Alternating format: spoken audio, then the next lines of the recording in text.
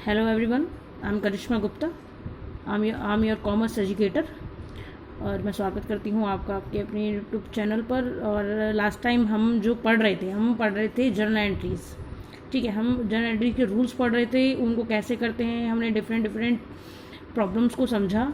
ठीक है, उन प्रॉब्लम्स के अकॉर्डिंग उनकी एंट्रीज़ कैसे होती है हमने उनको समझा. और मैं आज आपके लिए एक नया चैप्टर है अकाउंटिंग इक्वेशन, ये मैं आपके लिए लेके आई हूँ. देखिए, आज हम इसका बहुत छोटा सा पार्ट, इसका इंट्रोडक्शन ही करेंगे.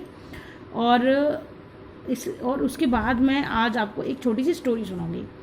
क्योंकि एज अ टीचर मैं हमेशा जब भी स्कूल में बच्चों के साथ उनको पढ़ाती थी तो मैं हमेशा उनको पढ़ाई के साथ साथ कुछ मोटिवेशनल स्टोरीज भी सुनाती थी, ताकि उनका मोरल हमेशा अप रहे.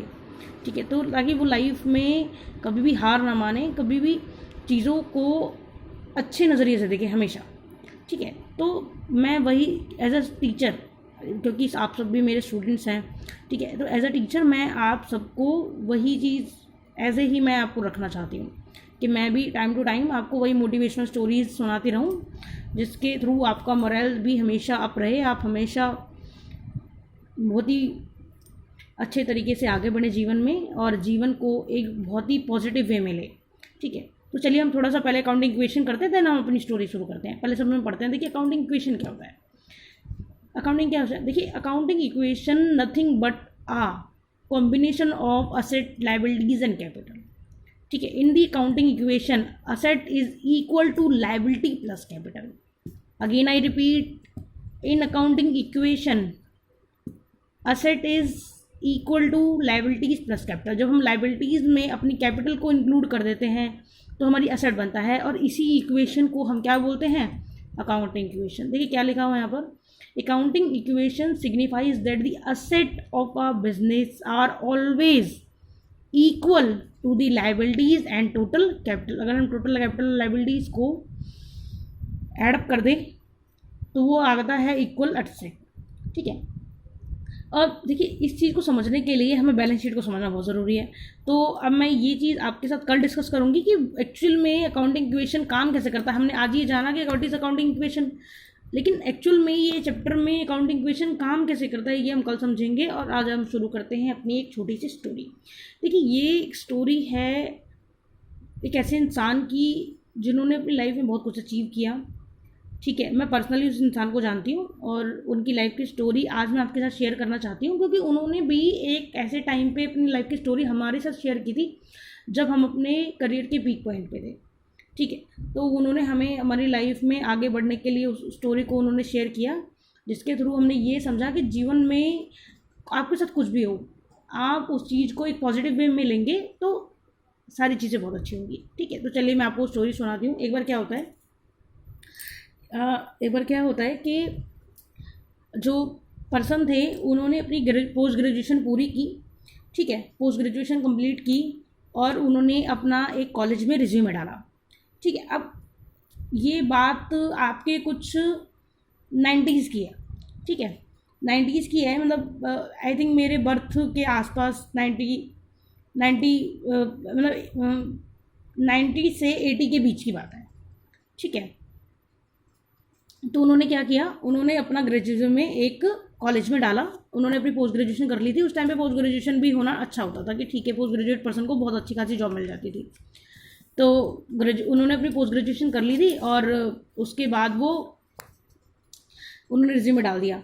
अब रिज्यूमे डाल दिया जस्ट बिकॉज ऑफ, क्योंकि उनकी परसेंटेज बहुत अच्छी थी, तो क्या हुआ, उनको जॉब मिल गई. ठीक है, उनको कॉलेज से फ़ोन आया कि मैम आपको जॉब मिल गई है, आप प्लीज़ अपना जो ज्वाइनिंग लेटर है वो आके ले जाइए, और इस डेट से आप यहाँ इस कॉलेज में आके ज्वाइन कर सकती हैं. ठीक है, अब क्योंकि ये कि ह्यूमन नेचर होता है, अगर कल को मुझे भी बहुत बड़ी कोई अचीवमेंट मिलती है, उस टाइम पे देखो कि बहुत बड़ी अचीवमेंट थी कॉलेज में जॉब कर लगना, तो जब अगर मेरे को भी आज भी कोई अचीवमेंट मिलती है तो मैं अपने फ्रेंड से शेयर ज़रूर करूँगी. तो उन्होंने भी क्या किया, उन्होंने सबसे पहले अपनी बेस्ट फ्रेंड को फ़ोन लगाया कि यार मेरी जॉब लग गई है इस कॉलेज में, और आज ही मेरे को फ़ोन आया, और ज्वाइनिंग लेटर भी कल मैं जाके ले आऊँगी. अब जब भी उनकी फ्रेंड को पता चला कि उनकी जॉब वहाँ पर लग गई है, तो अब आपको तो पता है कि बहुत कम लोग होते हैं जो किसी भी सक्सेस को पचा पाते हैं. ठीक है, बहुत कम लोग होते हैं जो दूसरों के सक्सेस को देख करके बहुत ज़्यादा खुश होते हैं, ठीक है। तो उनकी फ्रेंड को वो चीज़ बिल्कुल अच्छी नहीं लगी, तो उन्होंने अपने पापा को बोला कि पापा उस कॉलेज में तो आपकी बहुत ज़्यादा जान पहचान है और मेरी फ्रेंड को वहाँ जॉब मिल गई है, लेकिन वो जॉब मुझे चाहिए, वो पोस्ट मुझे चाहिए। तो उनके पापा की क्योंकि बहुत ज़्यादा अप्रोच थी, उस अप्रोच को यूज़ करके उनके पापा ने उनको क्या किया, उस जॉब को अपनी बेटी को दिलवा दिया, ठीक है। तो मैम अगले दिन गई अपने ज्वाइनिंग लेटर लेने, तो उनको बोला गया कि मैम आई एम सॉरी, ये जॉब किसी और को दे दी गई है और आप प्लीज़ मतलब आप, उन्होंने इस चीज़ के लिए उनको बहुत सॉरी बोला।